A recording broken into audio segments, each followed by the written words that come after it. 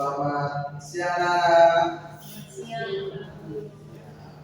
Kita bertemu kembali dengan Pak Guru di mata pelajaran coding dan kecerdasan artifisial.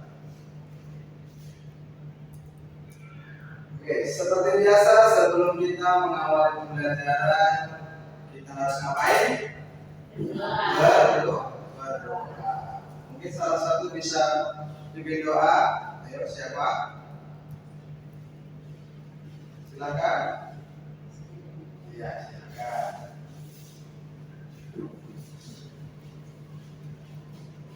Ya baik, akan berdoa. Mulai. Doa selesai. Terima kasih. Ya. Di awal sudah berdoa, kemudian Pak Guru akan cek kehadirannya, apakah semuanya hadir? Tidak ada yang tidak masuk. Berapa orang? Satu orang. Satu orang. Oke, tidak apa-apa, kita doakan semoga teman kita lekas sembuh dan bisa kembali bersekolah. Oke, Pak Guru mau kita sama-sama nyanyi Garuda Pancasila. Tahu kan Garuda Pancasila? Oke. 1, 2, 3. Garuda Pancasila, Garuda pendukungmu, panjang proklamasi, sedia berkorban untukmu. Pancasila dasar negara, rakyat makmur sentosa, pribadi bangsaku. Ayo maju, maju, ayo maju, maju, ayo maju, maju. Ya, soalnya adalah lagu semangat, namun lagu berlihat semangat untuk belajar. Oleh sebab itu kita ice breaking dulu. Ayo semuanya berdiri. Kita ice breaking. Tangan dengan bergerak.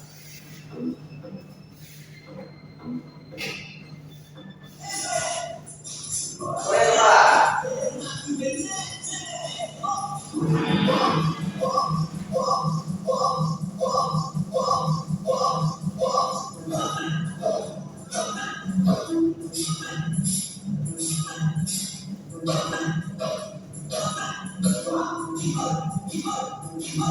Tangan tidur.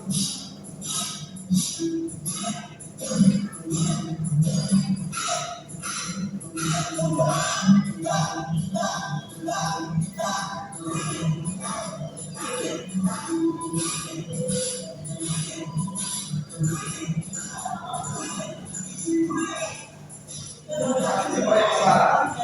Goyang kepala. Putar.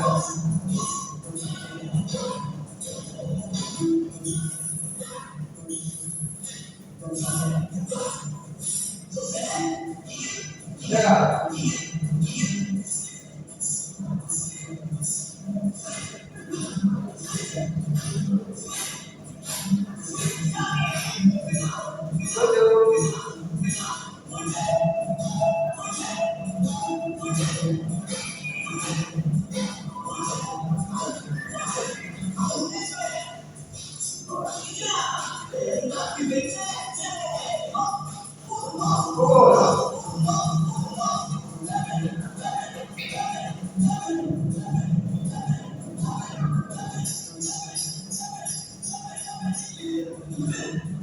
Sip.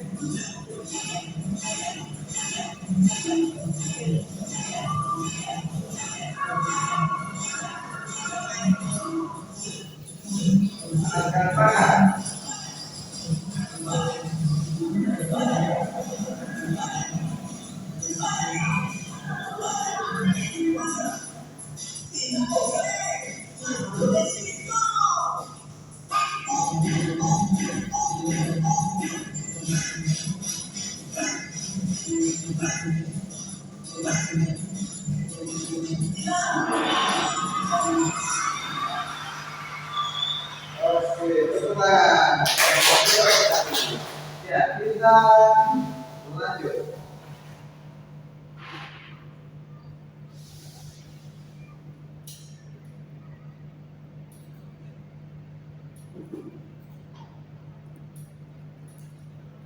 Ya, oke. Sebelum kita masuk ke materi inti, Bapak mau tanya, apakah di rumah kalian ada dua barang? Dua benda ini di rumah ada? Ada laptop, ada juga handphone. Nah, berikutnya, tadi, apakah alat tersebut dapat digunakan untuk berkomunikasi? Ada yang bisa jawab? Apakah bisa? Ya, tentu saja bisa. Handphone biasa digunakan untuk apa? Pertama untuk telepon handphone, yang kedua mengirim pesan, yang berikutnya untuk mencari berita ataupun hal-hal yang ada di internet. Laptop juga seperti itu bisa digunakan. Lanjut. Ya, tujuan pelajaran hari ini yaitu peserta didik dapat menjelaskan pengertian tentang kecerdasan artifisial dengan benar. Yang kedua, peserta didik dapat mengidentifikasikan kemampuan dan keterbatasan kecerdasan artifisial dalam kehidupan sehari-hari dengan benar. Oke, manfaat pelajaran hari ini. Yang pertama, mampu mengenal dan mengetahui kecerdasan artifisial. Kemudian yang kedua, yaitu mengetahui batasan atau limitasi kecerdasan artifisial. Oke, dan kegiatan juga akan bagi menjadi 3 tahap. Yang pertama, pembelajaran secara individu, kedua, kelompok dan observasi. Nah, tadi di rumah sudah membahas apakah di rumah ada handphone atau laptop. Sekarang Pak Guru tanya secara pribadi, kalian sekarang sudah di kelas 6, apakah masing-masing sudah punya HP? Ya, masing-masing rata-rata sudah punya HP ya, ada pun juga yang masih belum. Kalau laptop mungkin baru 1-2 saja. Oke, tidak apa-apa. Ya, kita masuk kepada intinya. Jika kalian sudah mempunyai HP, bagaimana cara menjaga keamanan HP? Ada yang bisa menjawab? Untuk kita menjaga keamanan HP, apakah HP itu dibiarkan begitu saja sehingga dia aman? Ataukah harus ada kunci pada HP tersebut? Harus ada kunci. Iya, supaya aman harus ada kunci. Kunci juga dibagi berbagai macam. Nah, yang pertama ini terkait dengan AI. Ada gambar yang pertama dengan pengenalan wajah. Kita bisa gunakan kunci telepon untuk aman dengan menggunakan pengenalan wajah, sehingga orang lain jika wajahnya berbeda dengan kita maka handphone akan secara otomatis menolak sehingga HP menjadi aman. Yang kedua, menggunakan pola. Nah, jika polanya salah, biasanya di HP ada berapa kali? 1 kali kan 5 kali?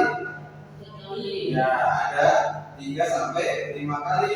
Jika salah, otomatis dia akan menunggu waktu yang lama lagi untuk restart kembali. Dan berikutnya ada sidik jari. Apakah setiap orang sidik jarinya itu sama? Iya, jawabannya pasti tidak. Oleh karena itu, keamanan sidik jari itu juga diperlukan. Nah, yang terakhir adalah dengan pola angka. Contohnya bisa tanggal lahir, bisa tanggal-tanggal yang lain yang menurut kalian tanggal itu atau nomor itu spesial bagi kalian sesuai selera masing-masing. Oke, lanjut. Apa tujuan penggunaan sandi? Tujuannya yaitu menggunakan sandi atau pola HP adalah untuk melindungi data pribadi, mencegah akses tidak sah, dan menjaga privasi pengguna. Sandi atau pola berfungsi sebagai penghalang utama agar orang lain tidak bisa masuk ke perangkat, mengakses informasi sensitif atau melakukan tindakan berbahaya seperti penipuan dan finansial. Ya, jadi gunanya kita menggunakan sandi di HP adalah untuk secara umumnya adalah untuk menjaga privasi supaya orang lain tidak bisa gampang masuk di kita punya HP, otomatis kita punya HP sehingga file-file penting ataupun foto-foto kita pribadi tidak tersebar. Berikutnya, limitasi kecerdasan artifisial. Limitasi adalah keterbatasan. Kecerdasan artifisial atau AI adalah batas-batas kemampuan AI dalam meniru, memahami, dan menantikan kecerdasan manusia secara penuh. Meskipun AI terus berkembang pesat, masih ada banyak yang belum dapat melakukan secara sempurna. Oleh sebab itu, AI masih membutuhkan banyak tahap yang membantu siapa? Manusia. Sehingga AI mendapatkan data dan dia bisa belajar untuk menggunakan data itu sendiri. Oke, lanjut. Nah, kelemahan KA atau AI. Pertama, kurangnya empati dan intuisi manusia, yaitu perasaan. Yang kedua, ketergantungan pada data. Hanya data yang diberikan, yang contohnya seperti jika kita memberikan data, berikan aku resep nasi goreng, AI akan memberikan resep nasi goreng biasa. Berbeda halnya jika kita masukkan resep nasi goreng spesial, pasti akan ada namanya udang, cumi, ayam, dan lain sebagainya. Jadi harus sesuai dengan data. Kalau salah data berarti yang dihasilkan juga akan berbeda. Kemudian kesalahan dalam mengambil keputusan karena bias, seperti yang perlu bilang, jika kita datanya kurang berarti AI akan menunjukkan apa yang sesuai yang kita ketik, bukan sesuai yang kita mau. Berikutnya, tidak memiliki kesadaran diri. Ya, AI itu adalah sejenis robot, jadi tidak mempunyai kesadaran diri seperti manusia. Berikutnya, etika dan privasi. Pengguna data pribadi tanpa izin. Jadi di dalam AI juga memiliki etika. Tidak sembarang orang bisa mengakses dan juga bisa menyebarluaskan yang tidak baik di AI. Bisa saja kita punya teman mukanya di badannya bisa diganti menggunakan badan robot ataupun badan hewan, itu bisa saja, dan itu adalah menyalahi etika. Berikutnya, ketidakmampuan berpikir moral, tidak punya nilai atau norma serta bagaimana. Nah, berikutnya, tadi ini adalah kelemahan, sekarang keuntungan. Yang pertama, efisiensi dan kecepatan. Yang kedua, mengurangi kesalahan. Berikutnya, dapat bekerja tanpa henti. Ya, karena AI adalah robot, jadi dia bisa bekerja sepanjang hari. Kalau manusia bekerja sepanjang hari, apa yang terjadi? Badan sakit, capek, ujung-ujungnya berobat. Nah, tapi kalau AI itu berbeda.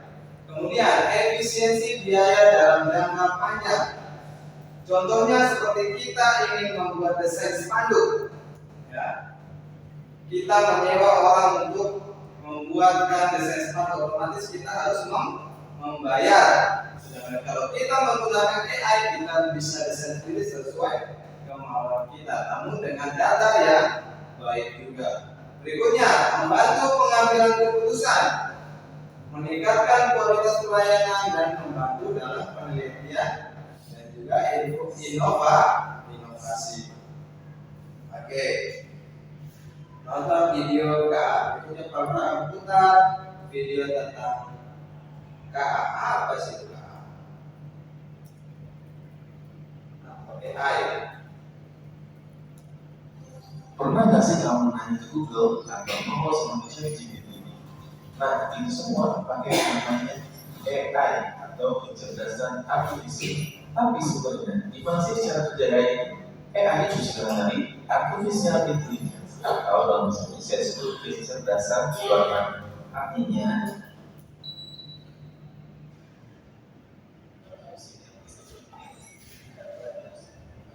sepertinya ada sedikit gangguan lampu ya. Jadi Pak Bro langsung balik saja di laptop. Bisa lihat semua? Bisa. Ya, tunggu nyala juga Pak.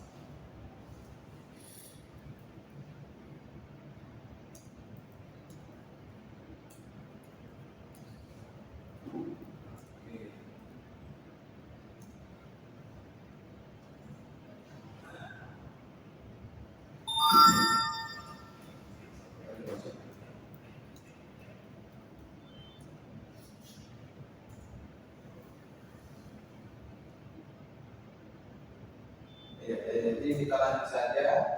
Jadi AI itu adalah kecerdasan buatan.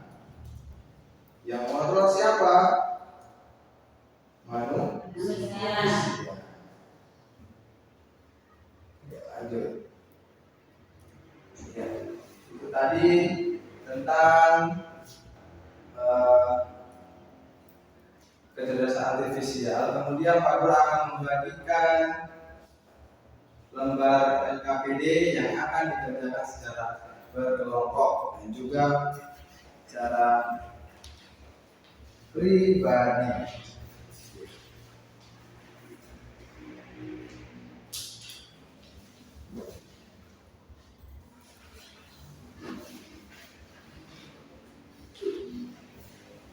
Oke, untuk sekarang masih kelompok, silakan dikerja dulu.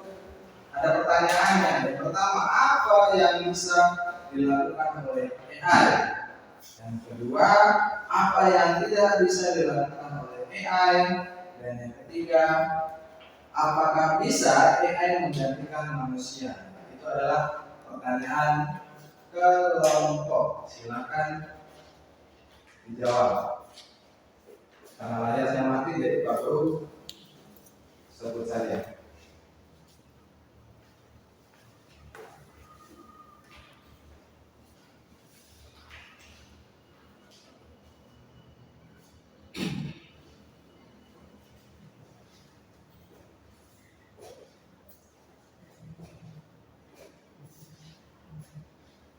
Sudah? Apakah sudah? Oke. Dari kelompok 1 sudah, kelompok 2 bagaimana? Sudah? Oke. Ya, dari kelompok 1 silakan sebutkan. Apa yang bisa dilakukan oleh AI? Bisa membaca data. Ya, oke, bisa membaca data. Oke. Terutama buat kelompok 1. Nah, kelompok 2. Apakah bisa AI menggantikan manusia sepenuhnya?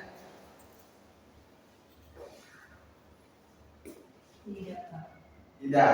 Oke.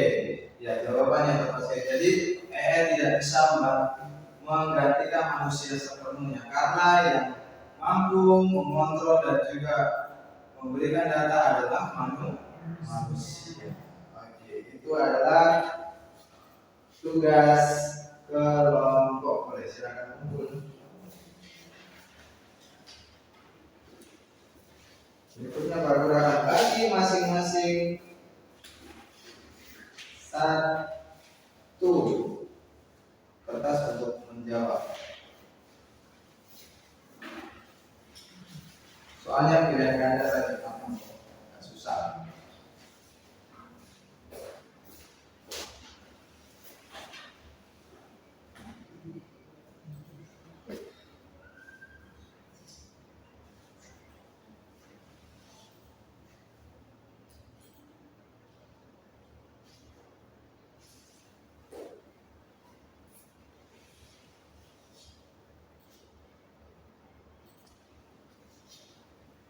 Apakah ada yang susah di soalnya?